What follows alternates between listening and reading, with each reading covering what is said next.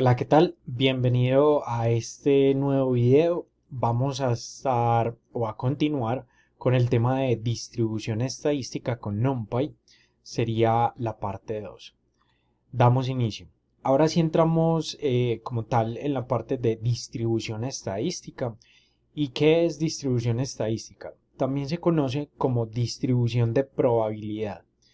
Y lo que hace es mostrar la probabilidad o número de veces de que cierto resultado ocurra dado un número de intentos. ¿Listo? Lo cual es muy importante y empiezan a hacer un poco las bases acerca de lo que vamos a estar viendo con Machine Learning. Esto puede ayudarnos a observar y determinar la probabilidad de que un resultado ocurra, lo cual es bastante importante. Teniendo en cuenta que siempre hay incertidumbre, esto puede ayudarnos a tomar decisiones más certeras basados en probabilidades. Y eso es lo que a esto es a lo que nos ayuda la distribución estadística. La forma de la distribución puede ser categorizada. Listo, ya vamos a estar viendo qué significa cada uno de estos términos. O los vamos entendiendo a medida que vamos avanzando. Antes de continuar, vamos a ver los histogramas. Estos histogramas, obviamente nos va a permitir de forma visual interpretar mucho mejor los datos y la dispersión que tienen los mismos. Y también nos va a ayudar con los temas de probabilidad o la visualización de los mismos. Cuando vemos por primera vez un dataset, vamos a querer entender rápidamente ciertas cosas acerca de él. Eso es lo primero que cuando ustedes reciben un dataset en la empresa o en el proyecto que estén trabajando, de inmediato van a querer entender ciertos puntos acerca de ese dataset. Primero podría ser si algunos valores ocurren más seguidos que otros. Eso nos podría dar una indicación de que obviamente hay unas mayorías que están ocurriendo de forma consecutiva o de forma más recurrente que otros datos. Entonces, podría ser un análisis inicial. ¿Cuál es el rango del set de datos? ¿Cuál es el valor mínimo y cuál es el valor máximo? Recuerden que esto nos permite ver cuál es el rango que existe en el set de datos y si quizás hay algún outlier o hay valores atípicos dentro de nuestro dataset. Precisamente ese sería el segundo punto cuando nosotros empezamos a ver valores mínimos y máximos. ¿Listo? Sería el tercer punto. Y podemos visualizar esto con un gráfico llamado histograma. Porque recuerden que hasta el momento hemos estado trabajando con datasets relativamente o en realidad muy pequeños, pero cuando empezamos a obtener datasets ya de tamaño considerable, lo ideal es graficarlo y según el gráfico ahí sí podemos empezar a inferir ciertas cosas o ciertos comportamientos o patrones que existen dentro de nuestro set de datos.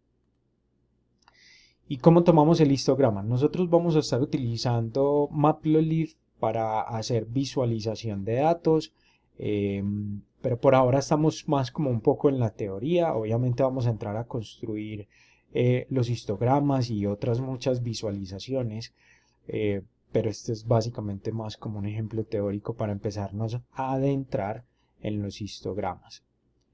¿Cómo funcionan los histogramas? Supongo que muchos de ustedes ya han trabajado con histogramas, pero vamos a dar un pequeño repaso. Acá tenemos diferentes valores o una escala de valores y esos valores en este caso van por ejemplo de 1 a 5.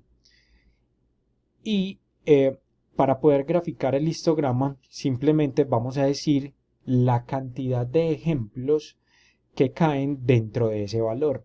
Entonces, por ejemplo, 5 ejemplos caen en el valor de 1, perdón, 3 ejemplos caen en el valor de 1, 5 ejemplos caen en el valor de 2, 2 ejemplos caen en el valor de 3 y así sucesivamente. Esa es la forma en la que nosotros podemos interpretar el histograma. ¿Y cómo se vería? se vería de esta forma. Entonces en la parte inferior o en el eje X tenemos los valores. En este caso sería una escala, como acabamos de ver, de 1 a 5. Y luego tenemos el número de ejemplos que caen en cada uno de esos valores. Entonces, como vimos, 3 ejemplos caen en el valor de 1. 5 ejemplos caen en el valor de 2. 2 ejemplos caen en el valor de 3 y así sucesivamente. ¿Listo? Entonces esto nos permite ver precisamente la dispersión de los datos, qué tan dispersos están, dónde se están repitiendo los valores. En este caso los ejemplos, la mayoría de ejemplos se están repitiendo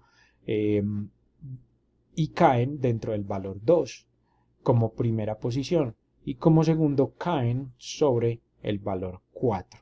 ¿Listo? Entonces en el valor 4 tenemos 4 ejemplos. Esa sería un poco la forma en la que interpretamos los histogramas.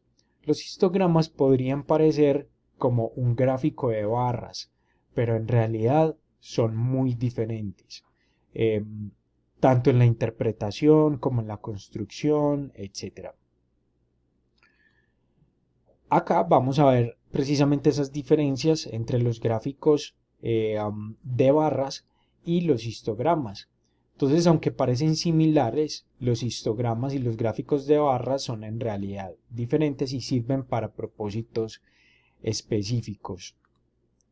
En los histogramas, o los histogramas como tal, son usados para graficar distribuciones o frecuencias para datos cuantitativos. Entonces, como acabamos de ver, hay una distribución de datos, en nuestro caso anterior, que van de 1 a 5 y el número de frecuencias que caen los ejemplos dentro de X valor.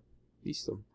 Eso es lo que tenemos con los histogramas. Y visualmente todas las barras están tocándose entre sí, no hay espacio entre ellas. Si ustedes vieron, no hay espacio en realidad entre ellas, precisamente para entender un poco cómo está la distribución de los datos. Y las barras representan los valores del dataset que caen dentro de un rango de valores. En este caso estamos dando valores únicos, como vimos de 1 a 5, el que más tenía era el valor de 2, que tenía 5 ejemplos o 5 frecuencias que caen en ese valor. ¿Listo? Pero en el gráfico de barras se utilizan para agrupar datos basados en categorías, lo cual es muy diferente. Entonces, por decir algo, si tenemos un e-commerce, en el e-commerce tenemos, por ejemplo, un inventario y ese inventario tenemos unas categorías y esas categorías simplemente las graficamos con los valores que tiene cada uno. Entonces son más valores categóricos y visualmente están esparcidas en barras. Cada barra representa cuántos de los datos caen dentro de ciertas categorías. Eso era lo que les estaba explicando, por ejemplo, con el e-commerce. Entonces, esa barra me representa cuántos datos caen en ciertas categorías. Y esa categoría podría ser, por ejemplo, zapatos o tenis. Y dentro de los zapatos o los tenis caen, por ejemplo, tengo un inventario de 100 valores. Entonces, esto me permite graficarlo por medio de un gráfico de barras. Yo creo que todos entendemos lo que significa o cómo hacer un gráfico de barras. Vamos o retornamos nuevamente a histogramas. Esta sería como la segunda partecita. Supongamos que tenemos un set de datos muy grande y los datos están en un rango de 0 a 50. Aquí podríamos querer saber cuántos datos caen o están entre 0 y 5, entre 6 y 10, entre 11 y 15, etc. ¿Listo? Entonces, para esto, y acá es donde radica la utilidad de los histogramas. A este agrupamiento lo llamamos bins. Miren que estamos agrupando. Tenemos un set de datos, por ejemplo, de 100.000 datos, por decir algo, y todos los 100.000 datos están entre 0 y 50. Entonces, queremos calcular la frecuencia en la que ocurre cada uno de esos valores y ver más o menos cómo está la dispersión de estos datos o dónde es que está la mayor frecuencia de datos. Para eso hacemos esta separación o agrupación y a eso lo llamamos unos bins. En español se llama ubicaciones. Ubicaciones entre 0 y 5, entre 6 y 10, entre 11 y 15, etcétera, hasta llegar a 50. Todos los bins en un histograma serán del mismo tamaño. ¿Para qué? Para poder hacer el análisis de forma correcta. En este caso, el tamaño de los bins puede ser de 5, puede ser de 10, puede ser de 15, pero siempre y cuando sea del mismo tamaño. El ancho o el width de cada bin es la distancia entre el máximo y el mínimo de cada bin, ¿cierto? En nuestro ejemplo sería de 5, obviamente entre 0 y 5 y 5, entre 6 y 10, entre 11 y 15 y así sucesivamente. Entonces sería un bin de 5. Y acá tenemos entonces la representación en una tabla de cómo serían los bins. Entonces de 0 a 5 tenemos un número de ejemplos o de samples o de valores en total que serían 2. Entre 6 y 10 tenemos 10. Entre 11 y 15 tenemos 11 valores que caen dentro de este rango o dentro de este bin o dentro de esta ubicación. Listo. ¿Cómo veríamos esto? Entonces lo podríamos ver de la siguiente manera. En el eje Y tenemos el número de ejemplos, el que tiene más ejemplos estaría ubicado por acá. Está entre 25 y 30 el bin donde más tenemos ejemplos en este caso. El segundo estaría entre 15 y 20, sería donde tenemos el segundo mayor número de ejemplos que caen en ese bin. ¿Listo? Y así sucesivamente. Por ejemplo, en el primer bin de 0 a 5 es donde menos valores tenemos. ¿Listo? Entonces, esta es la forma en la que podemos empezar a interpretar los histogramas. Ustedes se preguntarán, ¿existe un ancho ideal de bin para los histogramas?